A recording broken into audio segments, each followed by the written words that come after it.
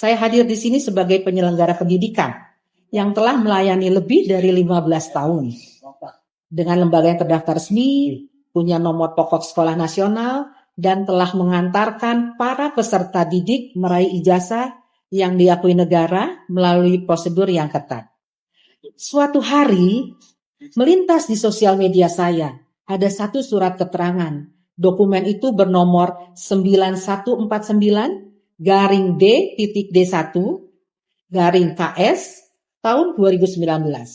Diterbitkan oleh Direktorat Jenderal Pendidikan Dasar dan Menengah, Kementerian Pendidikan dan Kebudayaan, tertanggal 6 Agustus 2019. Berisi pernyataan bahwa Gibran Rakabuming Raka dinilai memiliki pengetahuan setara tamat SMK, peminatan akuntansi dan keuangan di Indonesia. Yang mengusik saya bukan nama orang yang disebutkan. Yang mengusik saya adalah pertanyaan. Bagaimana surat itu bisa diterbitkan? Melalui prosedur apa? Berdasarkan regulasi mana? Mengapa formatnya berbeda dari seluruh prosedur resmi yang saya ketahui selama lebih dari 15 tahun dalam sistem kesetaraan? Dan mengapa masih ada berkas persyaratan wajib yang kosong? Jadi seperti ini ya. Ini data penyetaraan yang saya dapat dari hasil Komisi Informasi Pusat yang memutuskan bahwa Kemendikbud harus membuka data itu. Dan selama ini Kemendikbud telah menyatakan bahwa data ini adalah informasi yang dikecualikan. Namun sejak keputusan KIP, data ini harus dibuka. Karena itulah kita baru mengetahui ternyata dari data penyetaraan ini yang harusnya semua lengkap, ternyata masih ada kolom yang kosong, yakni surat keterangan dari KBRI tempat siswa itu belajar. Nah, kalau mau tahu lagi nanti silahkan di googling ya di ontologibangsaindonesia.blogspot.com. Saya sudah mencoba bertanya secara resmi ke Kementerian Pendidikan. Tidak dijawab. Maka saya memutuskan mencari jawaban melalui jalur yang paling sah yang tersedia di dalam negara hukum Republik Indonesia melalui Pengadilan Tata Usaha Negara.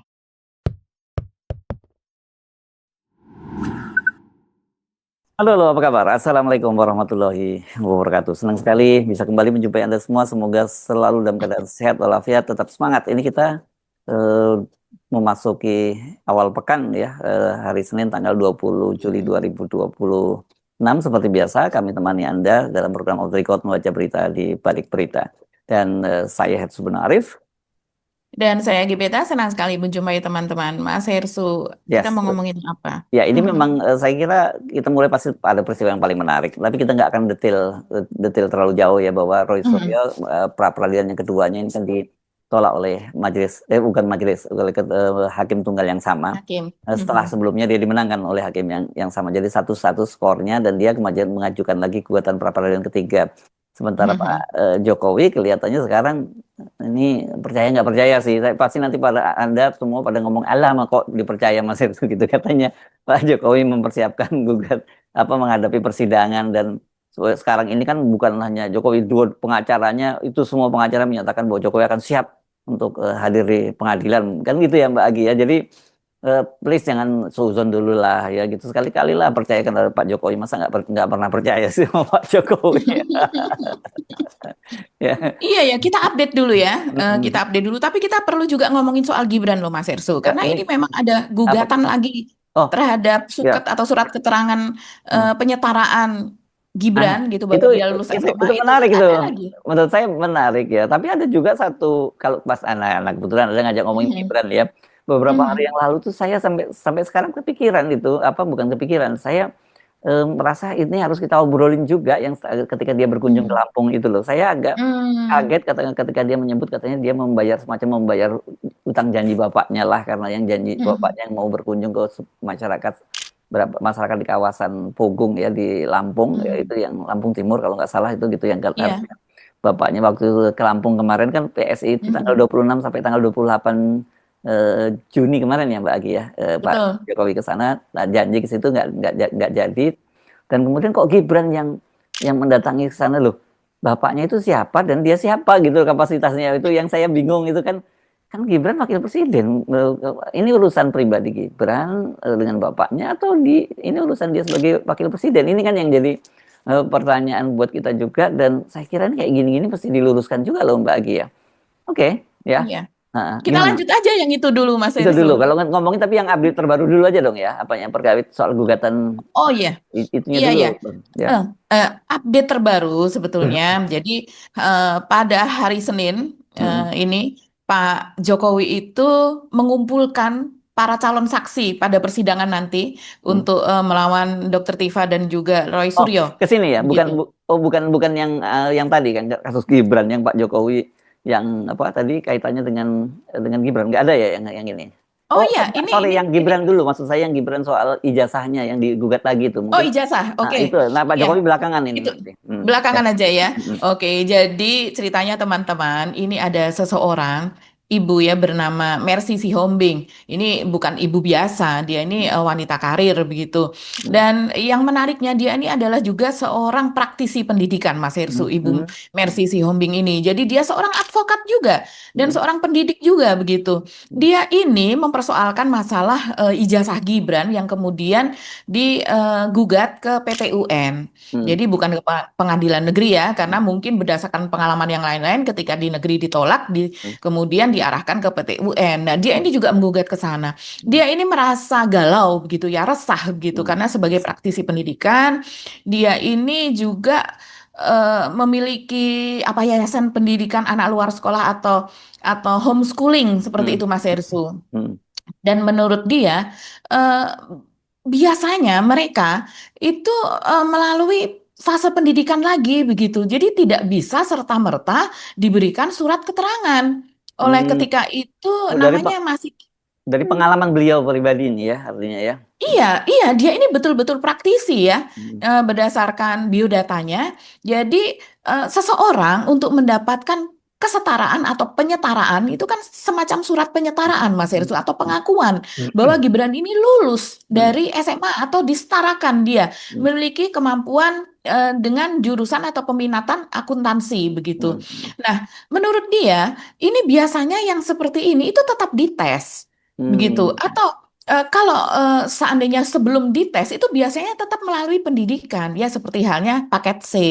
Itu dia sekian lama melalui pendidikan, terutama kalau sekolahnya itu di luar negeri. Sementara untuk mendapatkan surat keterangan penyetaraan seperti itu, dia itu harus memiliki pengetahuan atau sudah pernah mendapatkan pelajaran tentang materi-materi dasar sebagaimana layaknya anak-anak Indonesia ketika mereka lulus SMA, yaitu misalnya bahasa Indonesia, pendidikan kewarganegaraan, pendidikan sejarah bangsa Indonesia dari sejak zaman dulu ya. Kalau sejarah bangsa Indonesia dari sejak zaman Majapahit bahkan sebelumnya sampai kemudian zaman kemerdekaan, revolusi apa dan sebagainya. Itu kan untuk mendidik rasa wawasan kebangsaan kita juga anak-anak biasanya, dan kemudian juga tentang struktur pemerintahan kalau di PPKN ya, pendidikan kewarganegaraan itu. Nah, apakah Gibran ini mendapatkan itu di insert? Karena yang didaftarkan kan pendidikannya yang ada di insert, yang dikatakan 2 tahun itu, padahal ternyata kalau menurut saksi yang waktu itu, kesaksian dari orang yang bahkan pernah diwawancara Mas Hersu kan tidak begitu kan, hanya 6 bulan atau dia. 9. Iya. Dari Nah, program 9 begitu. bulan Mbak itu, dan insert itu bukan 2 tahun Mbak, insert itu hanya 9 bulan dan dia menjalaninya hanya 6 bulan. Wong itu bimbel kok, bimbel bahasa Inggris. Itu bimbel, seperti halnya bimbel di sini kalau seandainya mau Bingung masuk nggak ke orang itu orang universitas. insertnya sendiri kalau ditanya bisa dapat akuntansi loh, itu insert yang mana itu tesis. Kalau itu sebenarnya kita welo-welo kalau meminjam istilahnya Mbak Agi sebenarnya. Iya, dan kemudian sekolahnya di Orchid Park Secondary School itu yang dikaitkan juga pendidikannya dia di high school begitu, itu apakah di sana mendapatkan pendidikan kewarganegaraan, mendapatkan pendidikan bahasa Indonesia apa dan sebagainya. Ya kita tahu, apalagi sekarang kita melihat Gibran itu kalau dia bernarasi, kosakatanya, diksinya pada sebagainya itu kan minim, Mas Hersu. Tidak sebagaimana mungkin orang. kalau itu saya lihatnya hemat aja lah Mbak dia. Mungkin dia sejak Paket kecil hemat. dia bukan diajarin orang tuanya hemat mangkal kaya gitu. Jadi mungkin terus saya hemat bicara, pangkal jadi wakil presiden. Mungkin begitu Oh, maksudnya. begitu ya. Iya. Iya, jadi itu yang dipersoalkan Mas Hersu. Ini menarik ya. Coba kita lihat pernyataan dari Ibu Mercy Sihombing. Gibran Rakabuming Raka dinilai memiliki pengetahuan setara tamat SMK. Advokat Mercy Sihombing dalam hal ini sebagai Kepala Lembaga Pendidikan Mercy Smart Indonesia yang berdiri sejak tahun 2010 dengan nomor pokok sekolah nasional P9947958. Kali ini saya hadir di PT UN, Pengadilan Tata Usaha Negara, untuk menyatakan pernyataan pers menegakkan azas legalitas dalam administrasi pendidikan. Gugatan yang kami lakukan bukan mengenai individu dan bukan persoalan politik. Gugatan ini murni menguji kewenangan pejabat administrasi negara dalam menerbitkan sebuah instrumen administratif di bidang pendidikan. Inti persoalan ini adalah azas legalitas dan kepastian hukum. Sistem hukum pendidikan Indonesia tidak mengenal surat setara ijazah. Pengakuan pendidikan menengah, SMA, SMK, bahkan paket C, hanya dapat lahir dari mekanisme yang berundang-undang. Baik untuk pendidikan formal, SMA, SMK, MA, atau MAK, maupun kesetaraan paket C, yang adalah sekolah resmi sesuai perundang-undangan Republik Indonesia. Bahwa surat administratif yang bukan ijazah dan tidak lahir dari proses pembelajaran serta evaluasi tidak dapat dipersamakan dengan ijazah menurut hukum. Oleh karena itu, pengadilan dalam hal ini PT UN dimohon menguji kewenangan dan bentuk keputusan administratif dan bukan menilai siapapun, apalagi diintimidasi oleh siapapun.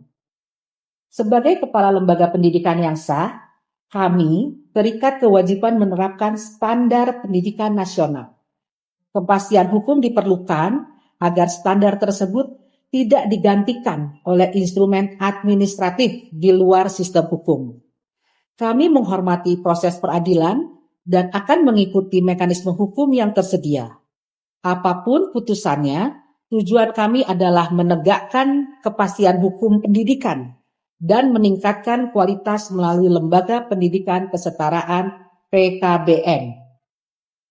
Semoga kita semua sepakat berjuang mencerdaskan kehidupan bangsa, dan itu terwujud melalui sistem pendidikan yang merata, berkualitas membentuk manusia Indonesia yang beriman, berakhlak mulia, menguasai ilmu pengetahuan, dan menjunjung tinggi nilai-nilai moral. Ya, itu tadi itu pernyataan dari Ibu Mercy, dan kemudian coba saya lihat Mas Hersu, siapa Ibu Mercy Sihombing ini. Dia ingin menguji keabsahan model surat keterangan penyetaraan milik Gibran.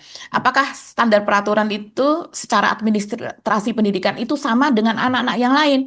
Jangan sampai terjadi diskriminasi. Ini bagus banget. Sementara Mercy Sihombing ini disebutnya Dr. Anda Mercy Sihombing, sarjana hukum, pendiri pimpinan lembaga Mercy Smart Homeschooling di bawah naungan PKBM, yaitu Mercy Smart. Dia juga dikenal sebagai Ketua Asosiasi Pendidik dan Homeschooling Indonesia (APHI) PGRI dan pendiri dari Sekolah Megana. Jadi memang dia orang memiliki pendidik, aktivis pendidik lah ya. Iya, aktivis pendidik. Selain juga dia memiliki kantor pengacara begitu. Dan coba saya lihat lagi. Jadi di sini, kalau tingkat Dikdasmen itu intinya ya, dari dulu namanya kan ijazah penyetaraan atau lulus ujian paket C untuk SMA atau SMK. Karena memang ada standar dasar manusia Indonesia. Ya, sebenarnya anak-anak yang sudah lulus SMA itu sudah ditargetkan memiliki standar moralitas, etika, dan pengetahuan tentang bangsanya sendiri begitu. Nah, apakah ini dimiliki oleh Gibran? Nah, ini saya bertanya kepada teman yang sekarang ada di di Kemendikbud begitu, dan dia mengatakan bahwa SK penyetaraan itu selama ini biasanya itu dari Dikti. Jadi memang mereka yang misalnya sekolah kedokteran di luar negeri atau sekolah teknik di luar negeri. Kalau sekolah kedokteran mungkin dia harus mengikuti lagi di sini pendidikan untuk penyakit tropis apa dan sebagainya. Untuk lulusan teknik luar negeri kan juga harus ada penyetaraan, Mas Herstu, kalau mau bekerja di sini. Jadi itu biasanya berlaku dari Dikti pendidikan tinggi. Baru belakangan ada setelah kasus Gibran ini, baru kemudian ada di tingkat SMA. Tapi susah itu biasanya berdasarkan pengalaman selama ini, itu susah untuk diakui. Jadi mereka-mereka yang sekolah SMA-nya di luar negeri dan tidak sekolah di sekolah Indonesia, karena kan hanya ada di beberapa negara sekolah Indonesia itu, tidak di semua negara. Dan kemudian tidak mengikuti ujian nasional, ketika itu zaman Gibran masih ada ujian nasional, maka kemudian mereka ya setelah masuk Indonesia pun disarankan ikut paket C begitu dan ikut ujian penyetaraannya. Nah, saya rasa sampai sejauh ini Gibran itu memang tidak melalui fase-fase itu, tahapan-tahapan tersebut. Oke, ini menarik ya. Sudah didaftarkan dan kapan persidangannya dimulai, Mbak Agi? Nah, itu belum tahu ya, belum ada pernyataan lagi dari Ibu Mercy Sihombing. Ya. Dan kemudian tapi kalau kita melihat akibat secara politiknya ini makin berat ya untuk 2029. Yes, Orang makin aware gitu, dan ini saya rasa kita harus waspada juga melihat kemarin triknya dari Pak Jokowi adalah dengan mengubah konstitusi lewat MK. Maka ini trik apa lagi yang akan dilakukan kalau seandainya Gibran ini tetap akan dimajukan pada tahun 2029. Jangan sampai kemudian lewat institusi-institusi yang sampai sekarang Pak Jokowi masih memiliki pengaruh kuat, kemudian itu diabaikan persoalan ini. Tapi menarik ini karena gugatan sebelumnya kan lewat pengadilan negeri biasa ya di Jakarta Pusat ya pada waktu itu ya, yang ada seorang Pak Subhan Palal itu ya yang waktu itu yang mengajukan gugatan. Nah ini sekarang ditembus lewat pengadilan tata usaha tata usaha negara ya Mbak ya sekarang ini. Iya, Petun, iya betul. Ya. Menarik kita untuk ini, dan sebenarnya harusnya pejabat-pejabat kita sekarang ini misalnya Kemdikbud lah ya, misalnya Pak Mufti, Profesor Mufti kan orang yang biasanya sangat kritis soal gini, mesti mulai speak up ya seperti yang gini-gini ini, karena ini akan jadi beban buat bangsa ini gitu ya kalau enggak dilanjutkan kasusnya, karena benar seperti yang Anda katakan, kita lanjutin aja kasusnya. Saya sendiri kadang-kadang bingung, dia ngerti nggak sih soal posisi dia itu sebagai wakil presiden gitu ya, dalam kasus yang saya sebut tadi Pak di Lampung itu loh, itu kan menurut saya juga cukup menarik kalau orang ngerti, orang punya cukup pendidikan, dia ngerti kok soal bagaimana posisi ketatanegaraan seorang wakil presiden dan bagaimana hubungannya dengan keluarga dan sebagainya, harusnya dia paham kan yang gitu Mbak Agi. Itu gimana sih ceritanya sebenarnya kalau itu kita tinggalin ya Ibu Mary tadi, udah karena belum prosesnya, nanti di persidangan mungkin yang kita akan tunggu. Betul. Ya. Iya. Jadi ceritanya memang Gibran ini kan ada kunjungan lah. Dia kan memang keliling Indonesia ya. Kunjungan ke wilayah Lampung. Tapi pada saat selesai kunjungan di tempat lain itu, kemudian menyempatkan diri untuk datang ke Lampung Timur. Begitu ceritanya Mas Hersu. Nah, Lampung Timur ini adalah memang daerah yang kemarin itu sempat masyarakatnya marah besar gitu ya. Diceritakan seperti itu, dan memang ada rekamannya, ada videonya. Dan videonya itu viral begitu. Dan di situ kenapa mereka marah besar? Karena mereka ini sudah menyiapkan semua, menyiapkan upacaranya, sudah bahkan sembako itu juga sudah sampai di tempat sebelum Pak Jokowi sampai di tempat begitu, dan sudah dibagikan. Masih pakai sembako juga? Masih dong. Oke. Gitu. Gibran sekarang juga kunjungan ke daerah begitu masih memakai sembako, Mas Hersu, cuman kan tidak tersorot oleh kamera juga begitu. Bagi-bagi apa begitu, tapi tidak pada tempat titik di tempat Gibran itu berada begitu, tapi masyarakat sekitar gitu mendapat. Nah, terus kemudian Pak Jokowi ini memang membatalkan kunjungan ke situ, mungkin karena terbatasnya waktu atau bagaimana, jadi kemudian membatalkan. Pogong sekampung kalau nggak salah nama wilayahnya ya. Iya, terus kemudian sembakonya itu dilempar, tanda-tanda ini name tag panitia juga kemudian dilempar begitu ya. Itu yang akibat mereka marah betul kenapa Jokowi tidak hadir di lokasi. Ini kalau saya lihat lokasinya ini di Pogung atau Pugung ya, Pugung Raharjo, Kecamatan Sekampung Udik, Lampung Timur. Nah, ya kemudian ini ditebus oleh Gibran. Gibran sengaja datang ke sana, menemui warga masyarakat, dikumpulkan mereka semua, dan kemudian meminta maaf atas nama Pak Jokowi. Kenapa kemarin Jokowi tidak jadi datang ke lokasi, begitu kan?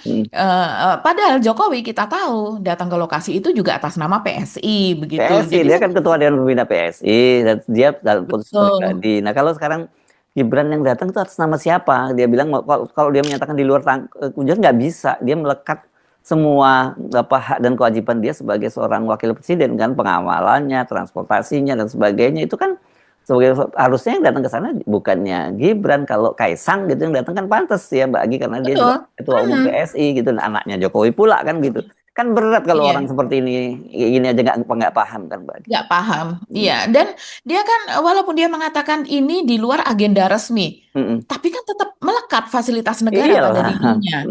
Dari Sespri, ajudan, keamanannya itu hampir sama dengan keamanan presiden untuk standar keamanan Wapres, yang kemudian kendaraannya entah berapa ratus atau bahkan ribu polisi itu yang kemudian dikerahkan di setiap titik, ada tim advance untuk datang ke situ. Pasti lebih besar dari pengamanan Pak Jokowi sekarang itu dibandingkan dengan sekarang. Pasti, iya. Jadi ini tetap saja menggunakan fasilitas negara yang semuanya itu uangnya berasal dari rakyat. Apakah ini pantas? Dia mengatasnamakan Jokowi di situ, dan skandal artinya sih kalau kita sebut ya, bisa sebagai skandal. Iya. Sebagai skandal, dan Jokowi adalah atas nama PSI, artinya dia juga mengatasnamakan PSI begitu.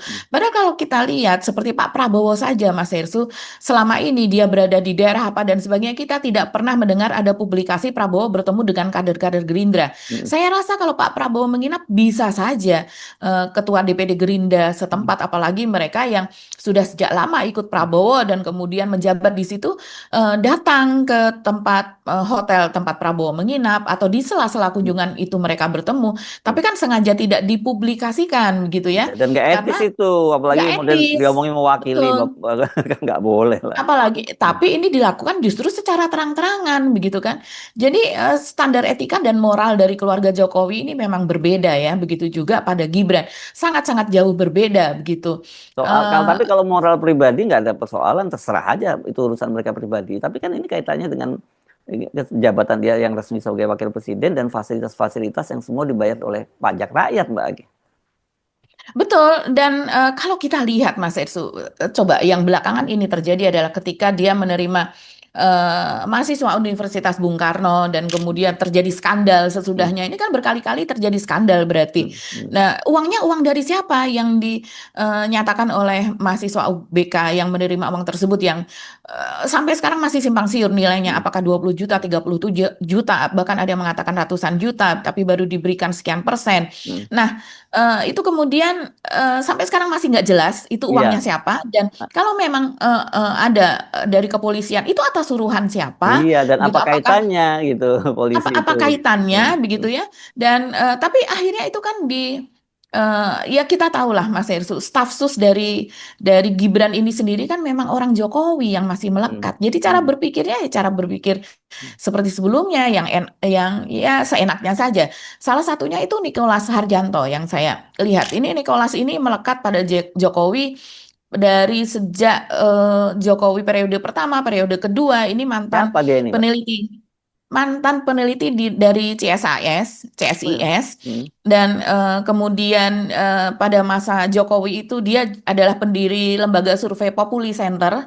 Jadi ini termasuk juga yang survei itu, dan kemudian bekas atau ex ketua Persepi, dan juga dia juga pada saat Jokowi menjabat, dia adalah staf sus dari Kemensetnek ya, staf susnya Pratikno ketika itu. Tapi sekarang sebagai staf susnya Gibran, begitu.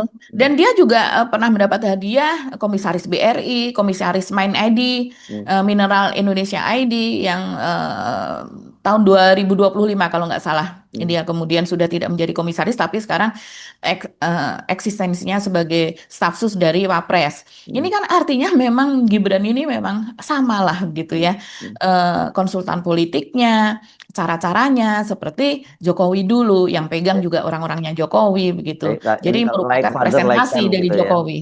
Iya, Jokowi 3 periode lah, kurang lebih seperti itu. Oke, kita pindah tadi Anda Mbak Agi ngomongin dengan Jokowi.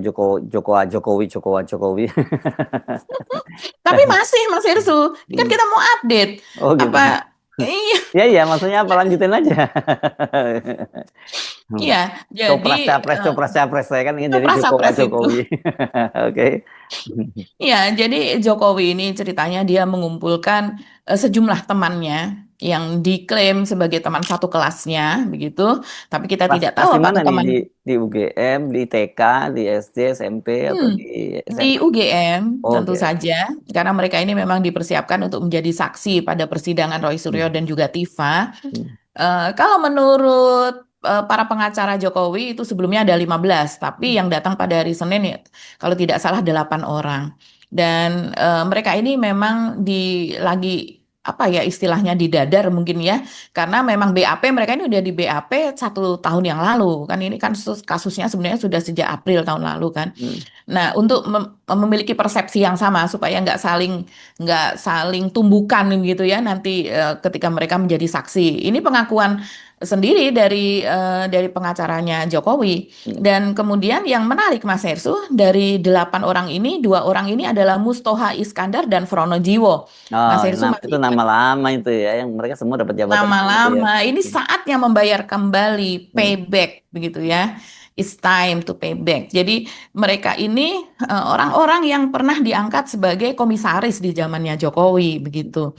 Jadi misalnya seperti Mustoha Iskandar, ini dia juga termasuk orang yang sebagai penyelenggara acara reuni Jokowi di yang sempat ramai itu Mas Hersu, reuni Fakultas Kehutanan. Yang kemudian Pak Jokowi terlihat sakit sebetulnya, tapi dia tetap datang ke situ. Yang di kepalanya ada kotoran dan sebagainya. Akhirnya malah yang viral itu begitu.